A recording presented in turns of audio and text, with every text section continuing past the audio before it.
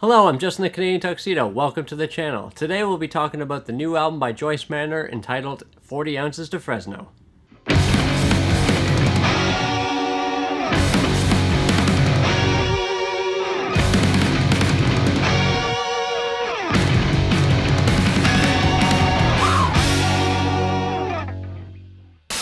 This is Joyce Manor's sixth studio album, and it's alarmingly short. They pack 9 songs into 17 minutes. My first listen, I hadn't even realized that I heard the whole thing until Spotify played one of the other songs from another record. Now, I have mixed feelings about this because, on one hand, the record leaves no room for filler, and that goes from the compact amount of songs, but it also extends into the songwriting. For me, it made for one challenging listen because, in many cases, the songs will introduce an idea and then never repeat it.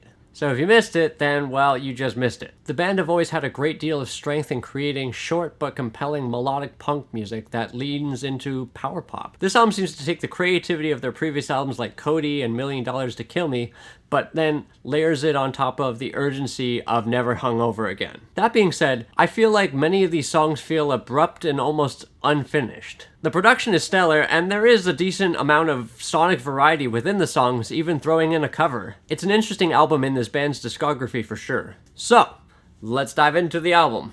The album opens with a cover of Omd Souvenir. Now, I didn't even realize this was a cover. Kudos to them for that. It does feel like a Joyce Manor track, though. Barry Johnson's vocals have a familiarity that's reminiscent of Morrissey. The band sounds tight as ever. There's a melodic hook throughout the song that's played on guitar, and it's supported by what I'm pretty sure is a square wave synth. It's kind of bold to open an album with a cover. It definitely sets an interesting tone for the album as well. I feel like it could be a single for the band, and it's a strong way to open the album.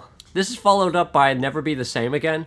This song is fast and energetic, but feels dark and melancholic with its moody chord structures and arrangements of acoustic guitars and spiky lead guitar over top of drums and bass. This is one of the shortest tracks on the album, clocking only in at 1 minute and 11 seconds. It's quite simple and very effective, and it's really catchy. One of my faves off this album for sure. Next, we have Reason to Believe, which comes in with a jangly power pop verse right out of the gate. The vocals have a nice falsetto to them. It's almost like it's something off of their record Cody, which is one of my faves by them. I feel like this song has one of the qualities that sort of bothers me about this record, though. In the song, I feel like the band builds up momentum with what to me feels like a pre-chorus, but it never feels like that tension and momentum leads anywhere, and it ends before it really gets going. It feels incomplete, at least in my opinion. Very catchy though, it's just a little bit too short in my opinion. You're Not Famous Anymore is a really catchy song. It feels structured in a similar manner to the British invasion pop songs of the 60s. From a lyrical standpoint, it's pretty clever. I had a hard time initially figuring out the perspective of the track because in one way it kind of comes off snarky and a bit bitchy. Now, depending on how you interpret it, it could be the band talking about the shelf life of their own success and stardom, or another band's, or maybe even both. Despite its slightly mean spirit, it's still witty and one of the most memorable tracks on the album, and definitely a standout. The next track, Don't Try, drops you right into the verse and has a really unique groove and an eerie guitar and vocal melody, and it quickly leads into the chorus in under 30 seconds. It pulls no punches and gives you a catchy chorus that's familiar but still memorable. There's some nice harmonies added in the second verse, and the bridge has some really cool guitar melodies that play off of each other nicely, and it manages to give another 2 choruses that build up it needs in intensity to really set this thing off. This is one of the songs that manages to trim all the fat and only give you the important bits of the song, and it's done very well and very tasteful. It ends up being very satisfying when it's done right. Gotta Let Go was one of the initial singles off the album, and it felt like a classic Joyce Manor song that also kind of felt like a Jimmy Eat World track for some reason. I like it, it's cool. It feels like it could have been off of Futures or Bleed American. It's very simple, using a foundation of 3 chords and just using dynamics to round out the track. The bridge does a really great job of building tension and breaking up the song to give it somewhere to go in the end. It's a solid track, even if it's pretty simple. Next is Dance With Me, which has one of the best choruses on this album for sure. This is one of those clever songs that uses the loud, quiet, loud formula of the Pixies or Nirvana while using the same chords. The chorus is one of the best on this album, and it's really easy to latch onto and sing along with. The band even throws a really great guitar solo that has a harmonized section, which I gotta tell you, I'm a sucker for guitar minis.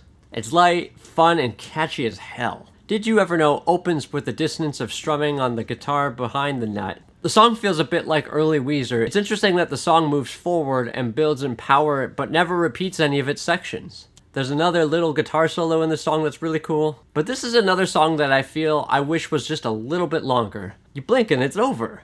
I mean, it's still fun and engaging and catchy, but I want more. The album closes with Secret Sisters, which feels like something off of Never Hungover Again. It moves along with this triplet feel, and it's one of the loudest songs on the album, filled with pounding drums and overdriven jangly guitars and angular guitar riffs, more akin to post-punk. It's not one of my faves on the album, it just feels a little too familiar to really stand out on the record.